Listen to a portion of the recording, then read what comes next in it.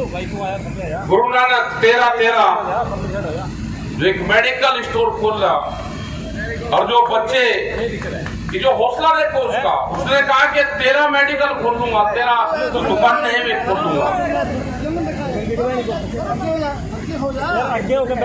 तो जिसका हौसला इतना बुलंद हो उसको देख के दूसरे भी खोल देंगे। लेकिन अगर हम बाहर के मुल्कों में जाए तो मेडिकल फ्री होता है, एजुकेशन फ्री होता है, और यहाँ पे हालात ये है कि सरकार पूरा लूटने का काम कर रही है। ये बात समझ में नहीं आई कि जो बड़ी बड़ी कंपनी देश में है वे लोन लेती है और फिर उनको नुकसान होता है कि हमारा तो लोन राइट अप कर दो, लोन माफ कर दो। हमारी जो यूनिट थी, हमारा जो उद्योग धंधा था वो डूब गया। सरकार कहती है कि ठीक है तो ये नुकसान हुआ, तेरा माफ कर दिया। फिर वही सरकार आती है कि तुम ये हमारे संस्थान हैं, इनको भी हम प्राइवेट करना चाहते हैं, इनको फिर लूट लो। तो ये बात समझ में नहीं आई। एक तरफ इनकी कंपनी, फैक्ट्रियां, जो बड़े बड़े उद्योग धंधे हैं ये बर्बाद होते हैं, बैंकों से कर्जा लेते हैं और कई कई हजार करोड़ रुपया कर्जा माफ होता है इनका, फिर भी बड़ी बड़ी संस्थाएं इन्हीं को दी जाती हैं। अगर किसान कर्जा ले ले तो उसके घर की नीलामी होती है, उसकी जमीनों की नीलामी होती है। अगर किसी किसान ने एक केसीसी किसान क्रेडिट कार्ड बनवा लिया, एक मुजफ्फरनगर का एक किस्सा 2 साल पहला 2019 का, उसने कहा जी 17 लाख रुपए, इस पे 16 लाख रुपए का कर्जा इस पे है, इसकी 37 बीघे जमीन नीलाम होगी, करीब 5 एकड़ जमीन, 5-6 एकड़ के आसपास जमीन इसकी नीलाम होगी 16 लाख के कर्जे में। अगले दिन की बोली लगनी थी वहां पे, हमने अधिकारियों को कहा भाई आप बोली लगाओगे तो जिस मकान में बोली लगेगी न तो वो अधिकारी बाहर जाएगा, न जो बोली लगाने वाला है कोई वहां से बाहर नहीं जाएगा, अपने इंतजाम सारा वहां से निकलेगा कोई नहीं, आप लगाओ बोली। अरे इसको टाइम दे दो भाई आप। इसके पॉपुलर खड़ा है 20 लाख रुपए का, गेहूं की फसल उसका खड़ी है, वो बेच के अप्रैल के लास्ट में मई के पहले उसमें आपको पैसे दे देगा। गेहूं की कटिंग करके पॉपुलर काटेगा, आपका भुगतान कर देगा, बैंक से सेटलमेंट कर लेगा।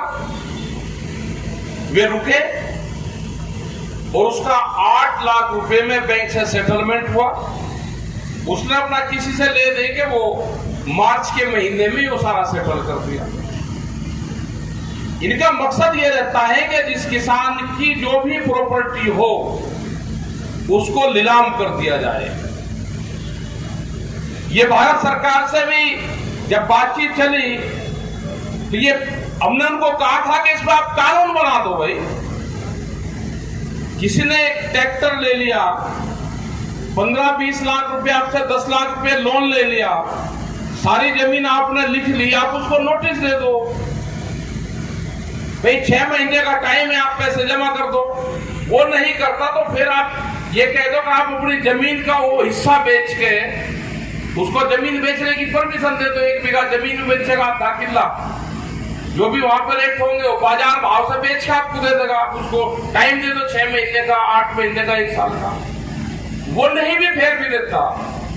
अगर वहां पे सर्किल रेट 5 लाख रुपया बीघा, 25 लाख रुपया एकड़ का है, कोई भी वहां पे एक तो रेट सर्किल रेट है, आप जितने आपके बैंक के पैसे हैं सर्किल रेट के हिसाब से आप उतनी ही जमीन बेचने के हकदार हो, उसकी आप बोली लगवा दो। लेकिन ये कहां का कानून है कि अगर 10 लाख रुपए कर्जा लिया, आप उसकी 40 एकड़ जमीन, 20 एकड़ जमीन, 5 एकड़ जमीन की पूरी की आप नीलामी लगवाओगे। तो उनके अधिकारी ने कहा जी बिल्कुल, बात तो आप बिल्कुल ठीक कह रहे, लेकिन है क्या, हम भारत सरकार की कई कमेटियों में रहे हैं, वहां पे वो दिल्ली की चमकीली कोठरियों में बैठ के, चंडीगढ़ की कोठरियों में बैठ के वे किसान के भाग्य का फैसला करते हैं। आपके बीच से वहां कोई नहीं है। जो वहां पे कानून बनते हैं, आपके बीच का कोई अधिकारी वहां पर नहीं है। ना उसने ग्राउंड रिपोर्ट देखी, ना उसने कभी हल चलाया, ना उसने कभी ट्रैक्टर चलाया, उसको कोई जानकारी वहां पर नहीं है। बैंक के फाइनेंसर जो लोग बैठे हुए हैं, अब अपने तरीके से वहां पे कानून बनाने का काम करते हैं। जो फसलों के रेट निर्धारित होते हैं, हम उस कमेटी में थे तो एक बातचीत वहां पर चली, क्योंकि फार्मूले बहुत पुराने उनके थे। उन्होंने कहा जी बैल, वहां पर ट्रैक्टर का जिक्र लिया, वहां बैल का जिक्र, कि बैल किसान के खेत में 160 दिन काम करता है, तो 160 दिन की बैल की मजदूरी जोड़ के आपके फसलों के भाव तय होते हैं। उस कमेटी में 16 लोग थे, हम वहां पे सबने लिखत पढ़त कर दी। हमने कहा भाई हम भी गांव से आवे, और गांव वालों का एक क्वेश्चन था कि आप उस कमेटी में जाओ, जरा आप पूछ लेना। तो हमने कहा भाई जो बैल है 160 दिन बैल ने खेत में काम करा, आपने 160 दिन की उसकी मजदूरी लगा दी, बैल 160 दिन के बाद में कहां गया? कह रहा जी जब बैल ने काम इतने दिन करा। वो बात बिल्कुल ठीक है, बैल कहां से आया, बैल कहां गया? क्या बैल कोई किराए पाया? बैल कहां से आया? बैल को तो आप रोज चला दो, या उससे 2 दिन काम ले लो साल में, वो चना भी खाओगा, वो दाना भी खाओगा, वो भूसा भी खाओगा, वो पानी भी पिएगा, वो जगह का भी इस्तेमाल करेगा। जब तक फसलों की कीमत जब तक सही नहीं लगेगी, जब तक किसान की मजदूरी पूरे साल की 365 दिन की नहीं लगे, जब तक बैल की मजदूरी 365 दिन की नहीं लगेगी, जब तक ये भाव निर्धारित करने वाली जो कमेटी है ना, किसान के फसलों का रेट तय हो ही नहीं सकता।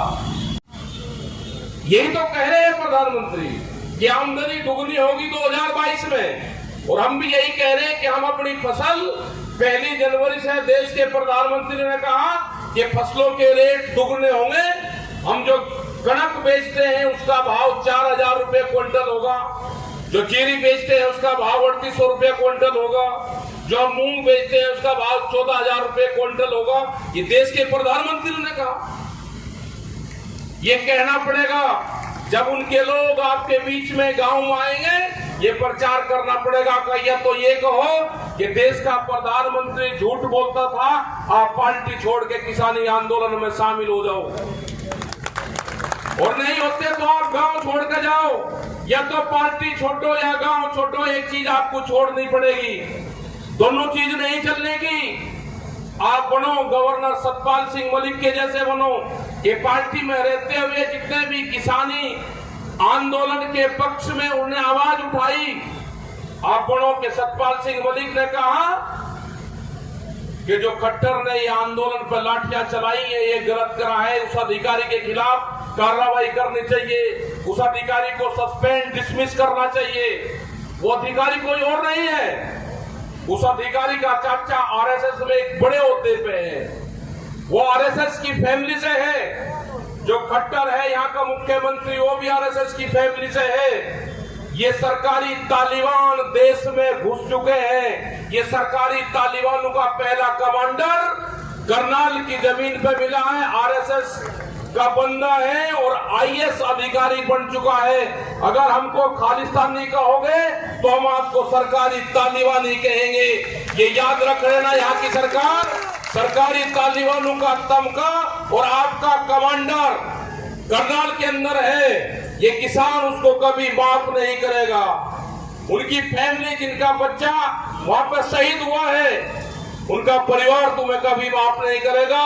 302 का मुकदमा और सस्पेंड अगर सरकार ये भी नहीं करती तो उसकी पोस्टिंग करो झारखंड में, उसकी पोस्टिंग करो छत्तीसगढ़ में, नक्सली क्षेत्र में उसकी पोस्टिंग करो, वहां पर जरूरत है इसकी। परमानेंट लिख के दो भारत सरकार कि इसकी पोस्टिंग वहां पर कर जाती है। अगर आईएएस रहेगा तो ये वहां पर ड्यूटी करेगा। ऐसे खतरनाक आदमी की तो जरूरत वहां पे है। अपने आंदोलन को शांतिपूर्ण तरीके से हमारा आंदोलन चलेगा। भारत सरकार के अधिकारियों का ये कहना है कि इस आंदोलन को जब हटाया जाएगा तो इसमें से 1000 से 1500 लोग इस आंदोलन में मारे जाएंगे। मारे गए हैं, हमारे 650 लोग शहीद हुए हैं। क्या भारत सरकार जब ही मानेगी जब इस आंदोलन के 1500 लोग शहीद हो जाएंगे? ये उनका पूरी रणनीति थी। 26 तारीख के बाद में जो घटनाक्रम हुआ उसमें इनकी रणनीति थी कि आंदोलन को हम हटाएंगे तो आंदोलन में हजारों लोग उससे ज्यादा इस आंदोलन में मारे जाएंगे। ये फीडबैक सरकार के थे। सरकार ये चाहती थी कि इस आंदोलन में कत्लेआम हो, इस आंदोलन में हिंदू सिख हो, इस आंदोलन में मुस्लिम और हिंदू की लड़ाई हो। और आज भी जब भी उत्तर प्रदेश में अब चुनाव होंगे, किसी बड़े हिंदू लीडर की हत्या होगी, बच के रहना। जो हिंदू की बात करते हैं ये आरएसएस के लोग आपकी हत्या करवाने का काम करेंगे। ये चुनाव को फिर हिंदू मुस्लिम उत्तर प्रदेश और उत्तराखंड में करवाएंगे। किसी बड़े हिंदू लीडर की हत्या करवा के ये चुनाव जीतना चाहते हैं। जो भी इनकी बात करेगा आप बच कर रहना। इससे खतरनाक पार्टियां नहीं हो सकती। जिसने अपने लीडरों को अंदर बंद कर रखा है, कहाँ है लाल कृष्ण आडवाणी, कहाँ है मुरली मनोहर जोशी, जो स्टेज पर कहते थे कि सुविधा से जागरण के मंचों में बात करते थे, ऑर्गेनिक फार्मिंग की बात करते थे, पेस्टिसाइड आउटडोर इंडिया की बात करते थे, कहाँ गए? आज उनके घरों पे पुलिस लगा रखी है। उनके घर के अंदर कोई प्रेस के लोग नहीं जा सकते। एक बयान देने की हैसियत उनकी बुजुर्गों की नहीं है। उन्हें घर में कैद कर रखे हैं। अंदर जिन्होंने पार्टी बनाई थी वे घरों के अंदर कैद है।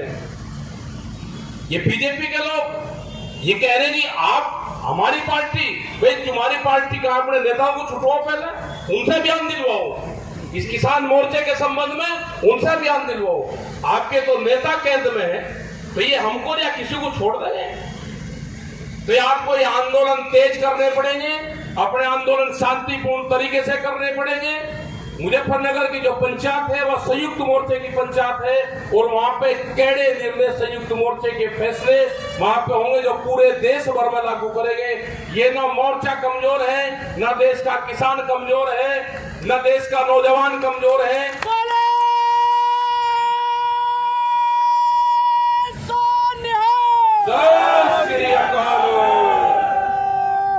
तो ये जो देश का नौजवान है इसके हाथों पे इस आंदोलन की कमान है। अपने ट्रैक्टर मजबूत रखना, फिर ट्रैक्टर मजबूत रखने, बम्पर लगा कर ट्रैक्टर मजबूत रखने। अपने आंदोलन कहीं पे भी होगा ये ट्रैक्टर पूरी दुनिया में इस आंदोलन की पहचान बनेगा।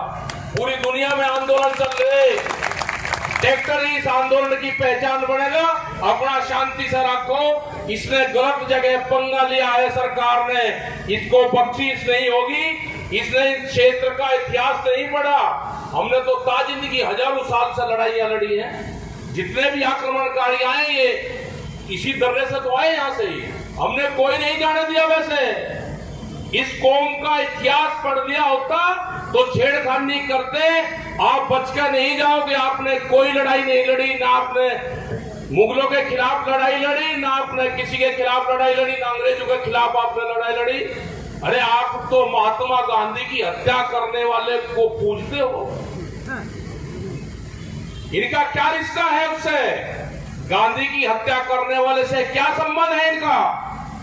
ये आरएसएस के लोग उसका मंदिर बनवाना चाहते हैं गोडसे का। क्या इनका वो पूजनीय था? उसी आधार उस पर चलना चाहते हैं क्या? तो जो महात्मा गांधी की हत्या करके उसको पूजते हो तो किस तरह के ये राष्ट्रवाद है? आपने देखा होगा अभी एक गवर्नर की डेथ हुई, तिरंगा झंडा नीचे, ठीक है गवर्नर के ऊपर तिरंगा झंडा लगना चाहिए और पार्टी का झंडा उसके ऊपर। जिसको इस झंडे से लगाव नहीं है उसको देश छोड़ना पड़ेगा। जिसको तिरंगे से लगाव नहीं है, ये आने वाले टाइम पे